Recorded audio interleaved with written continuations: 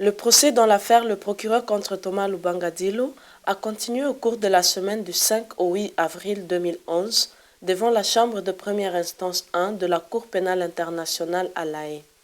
Thomas Lubanga Dilo est accusé d'avoir commis en tant que coauteur des crimes de guerre consistant à l'enrôlement et la conscription d'enfants âgés de moins de 15 ans dans les rangs des forces patriotiques pour la libération du Congo et de les avoir fait participer activement à des hostilités dans les districts de l'Ituri entre septembre 2002 et août 2003. Le témoin cité par la défense, désigné par le pseudonyme 19, M. Bed Jokaba Lambilonga, a commencé sa déposition la semaine passée et l'a poursuivi cette semaine. Il est actuellement détenu dans le quartier pénitentiaire de Makala à Kinshasa.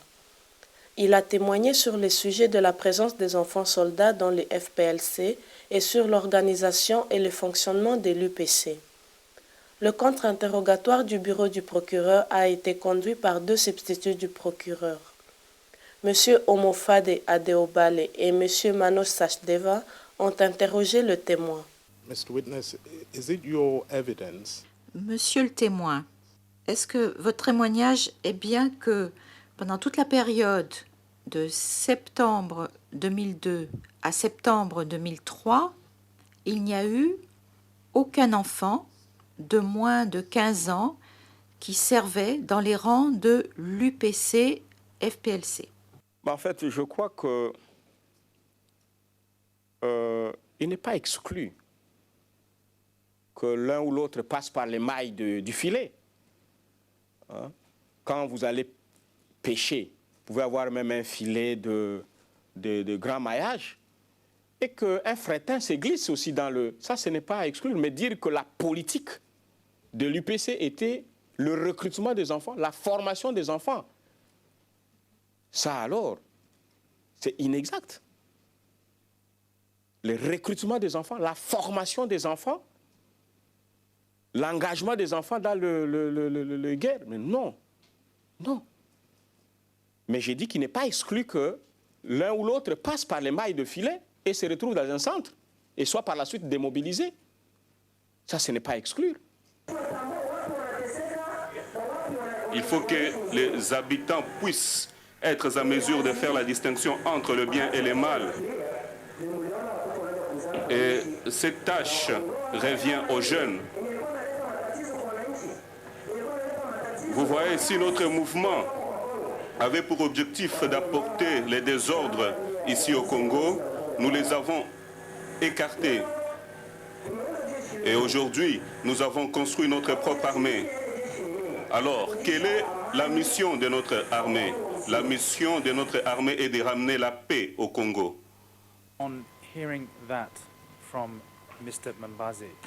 Après avoir entendu ça de la part de M. Mbavazi, je vous soumets l'affirmation suivante. La politique de l'UPC et des FPLC était de recruter des jeunes, quel que soit leur âge, dans leur rang. Qu'avez-vous à dire à cela? En fait, je voudrais d'abord dire que la première des choses, c'est que le rassemblement qu'il y a ici, ce n'est pas le rassemblement que le G5 Mbavazi a convoqué. Non, c'est le gouverneur Mileo Lotio. Mileo, M-I-L-E-Y-O Lotio. Ça, c'était... Je porte un correctif à ce que vous avez dit au départ, monsieur le procureur. Maintenant, je reviens sur la question. Mbavazi ne dit pas qu'il faut des jeunes de disons, quel que soit leur âge, non. Il parle des jeunes. Je crois que nous devons définir ce que c'est la jeunesse, cette tranche d'âge des jeunes. Les démographes parlent de 15 à 59 ans. Vous devez vous souvenir, je pense, qu'en février 2003, la MONUC, à nouveau, s'est plainte de M. Lubanga et de l'UPC concernant le recrutement d'enfants de moins de 15 ans. Vous souvenez-vous de cela? S'il faut parler toujours des accusations de la MONUC ou de la communauté internationale ou d'un certain milieu de la communauté internationale, moi je crois que, en fait, ce sont des harcèlements auxquels l'UPC était soumise à tout temps. Ça, et pour des raisons inavouées.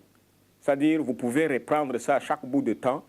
Nous avons subi ce traitement injuste plusieurs fois. Ce que je voudrais savoir, monsieur, c'est pourquoi vous avez dit que vous étiez certain que les âges n'étaient pas identifiés. Je vous dis que je suis certain que les âges n'avaient pas été identifiés parce que au sein de l'UPC ou de FPLC, en fait, on n'a jamais fait allusion à un âge de 10, 11, 12, 13 ans, 14 ans. La défense a ensuite fait appel à un témoin désigné par le pseudonyme 11, M. Angaïka Baba Michel. Le témoin a déclaré avoir été le secrétaire particulier du président de l'UPC, M. Thomas Lubanga. Son témoignage a porté sur ses responsabilités au sein du mouvement et de la présence des enfants dans les troupes armées de l'UPC. Il a répondu aux questions de Maître Mabi, conseil principal de M. Lubanga. Vous adhérez à l'UPC? Oui, j'ai adhéré à l'UPC. Que vous pourriez nous préciser à quelle date ou à quel moment vous avez adhéré à l'UPC? Oui, la date peut-être pas tout à fait, mais je me situe plus ou moins aux environs de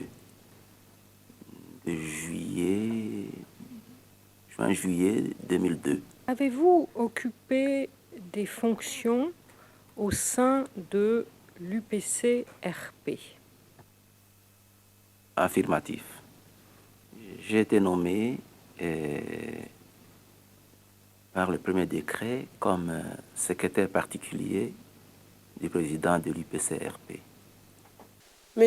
Angaïka Michel a déclaré n'avoir pas vu des enfants âgés de moins de 15 ans dans les rangs du FPLC et dans l'entourage de M. Lubanga au cours de la période allant de septembre 2002 à mai 2003. Durant la période de septembre 2002 à mars 2003,